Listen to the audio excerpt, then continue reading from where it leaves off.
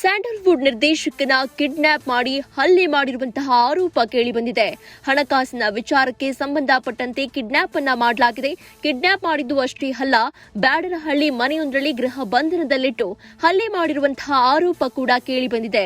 ಗೃಹ ಬಂಧನದಲ್ಲಿಟ್ಟು ಬಳಿಕ ಮಂದಾರಗಿರಿ ಬೆಟ್ಟಕ್ಕೆ ಕರೆದೊಯ್ದು ಮನಸೋ ಇಚ್ಛೆ ಹಲ್ಲೆ ಮಾಡಲಾಗಿದೆಯಂತೆ. ಹೊಸ ಸಿನಿಮಾವನ್ನ ನಿರ್ದೇಶಕ ಅನೀಶ್ ನಿರ್ದೇಶನ ಮಾಡಿದ್ರು. ಆದರೆ ಇನ್ನೂ ಸಿನಿಮಾ ಬಿಡುಗಡೆಯಾಗದ ಹಿನ್ನೆಲೆಯಲ್ಲಿ ಒಂದಷ್ಟು ಇನ್ವೆಸ್ಟರ್ ಹಾಗೂ ಚಿತ್ರತಂಡದ ನಡುವೆ ಮನಸ್ತಾಪ ಉಂಟಾಗಿತ್ತು. ಇದರ ಮಧ್ಯೆ ಕಾರನ್ನ ನಿರ್ದೇಶಕ ಅನೀಶ್ ಮಾರಾಟಕ್ಕೆ ಇಟ್ಟಿದ್ರು.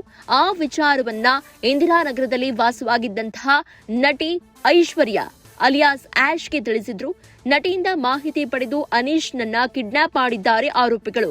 ಕೇಸ್ ದಾಖಲಿಸಿಕೊಂಡಿದ್ದಂತಹ ಆಡುಗೋಡಿ ಪೊಲೀಸರು ಇದೀಗ ಸಿಕ್ಕ ಖಚಿತ ಮಾಹಿತಿಯ ಆಧಾರದ ಮೇಲೆ ಅಪಹರಣಕ್ಕೊಳಗಾಗಿದ್ದಂತಹ ನಿರ್ದೇಶಕನ ರಕ್ಷಣೆ ಮಾಡಿದ್ದಾರೆ. ಜೊತೆಗೆ ಕಿಡ್ನಾಪ್ ಬಳಿಕ ಕೃತ್ಯದಲ್ಲಿ ಭಾಗಿಯಾಗಿದ್ದಂತಹ 11 ಆರೋಪಿಗಳ ಬಂಧನವನ್ನ ಕೂಡ ಮಾಡಿದ್ದಾರೆ.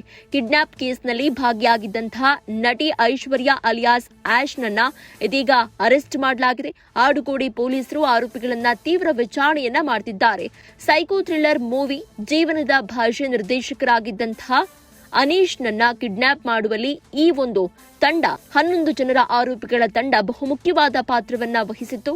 ಅದರಲ್ಲೂ ಕೂಡ ಭೀಮಾ ಸಿನಿಮಾದಲ್ಲಿ ನಟಿಸಿದ್ದಂತಹ ಜೊತೆಗೆ ಖಾಸಗಿ ರಿಯಾಲಿಟಿ ಶೋನಲ್ಲಿ ಭಾಗಿಯಾಗಿದ್ದಂತಹ ನಟಿ ಐಶ್ವರ್ಯ ಈ ಕಿಡ್ನಾಪ್ ಕೇಸ್ನಲ್ಲಿ ಪ್ರಮುಖ ಪಾತ್ರವನ್ನ ವಹಿಸಿದ್ದು ಇದೀಗ ಪೊಲೀಸರು ಆಕೆಯನ್ನ ಕೂಡ ಬಂಧಿಸಿದ್ದಾರೆ.